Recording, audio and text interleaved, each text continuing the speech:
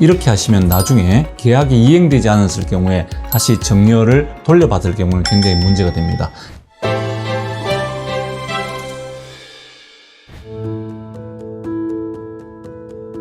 안녕하세요. 박정식 변호사입니다.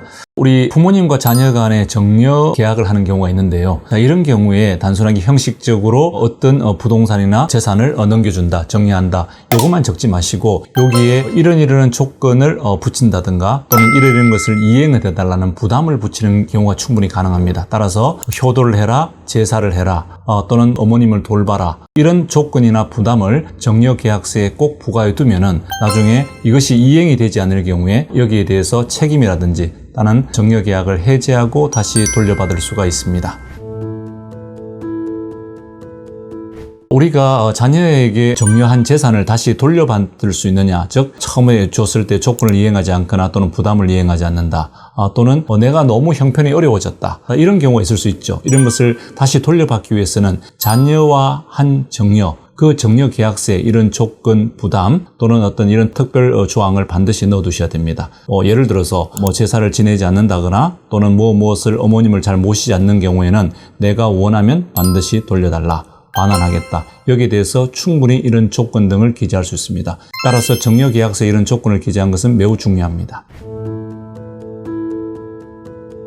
보통 이제 부모님이 자녀분에게 이렇게 정려를 하게 되지요. 근데 이 정려 재산은 나중에 어머님이나 부모님이 돌아가시게 되면 이것은 특별 수익이라고 해서 상속분의 성급으로 취급됩니다. 따라서 이러한 경우에는 남아있는 상속 재산과 이런 정려받은 재산을 고려하여 정하게 되는데, 이것이 특별 수익이 되느냐 안 되느냐는 나중에 상속재산 분할 심판이라든지 유류분 사건에서 가려지는데요. 일반적으로는 특별 수익이 된다고 봅니다. 즉 상속분의 성급으로 받았다고 되지요. 그러나 되지 않는 방법도 있습니다.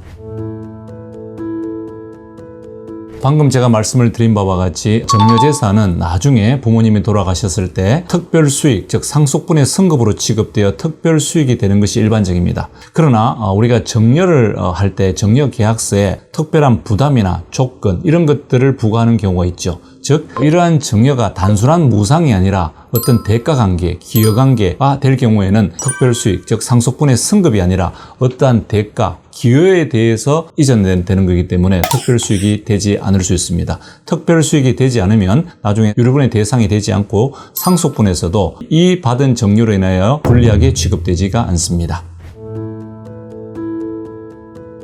우리가 흔히 계약서를 작성한다면 조금 이렇게 부담스러워하지 않습니까? 근데 일반적인 정려 계약서를 다른 분, 즉 법무사분이나 이렇게 맡기시게 되면 이렇게 보통을 작성합니다. 정려자, 수정자, 그리고 정려 대상 목적물, 그리고 두 분이 인감도장 찍는 거. 자, 이렇게 하시면 나중에 이 계약이 이행되지 않았을 경우에 다시 정려를 돌려받을 경우는 굉장히 문제가 됩니다. 제가 앞서 말씀드린 것과 같이 여기에 조항을 넣을 수 있습니다. 즉, 이런 것을 이행해라, 반드시 하지 않으면 다시 돌려받는다. 예를 들어서 제사를 지내라든가 부모님을 돌봐라, 이런 경우가 불이행되면 난 돌려받겠다. 이런 것들은 반드시 이 정려 계약서에 기재를 하셔야 되고요. 본인께서 직접 작성하시면 가장 좋은데, 자, 법무사님한테 맡긴다 하더라도 반드시 이런 특별 조항들을 꼭 챙기셔가지고 기재해 달라고 부탁해 주시기 바랍니다. 자녀분들이 부모님 생전에 여러 어떤 이유로 재산을 이전받을 때가 있죠. 이걸 정려라 그리고 나중에 돌아가셨을 때 재산을 이전받는 걸 상속이라 합니다. 따라서 부모님 재산을 이전받는 것은 생전에 이전받은 정려와 사후에 이전받게 된 상속이 있습니다. 따라서 부모님께서 돌아가실 때 일정 부분 재산이 나중에 남을 수가 있고 그것을 상속을 받게 되는데, 이 상속에는 반드시 앞선 정려를 고려하게 됩니다. 따라서 이 상속을 두고 나중에 정려에 대해서 어떻게 정려가 있었느냐, 왜 정려냐, 빼야 되느냐, 이런 것들에 대해서 다툼이 있기 때문에 왜 정려를 하게 되고 남은 재산은 어떻게 분배할 것인지에 대해서는 꼭 유언장을 작성해 두실 필요가 있습니다.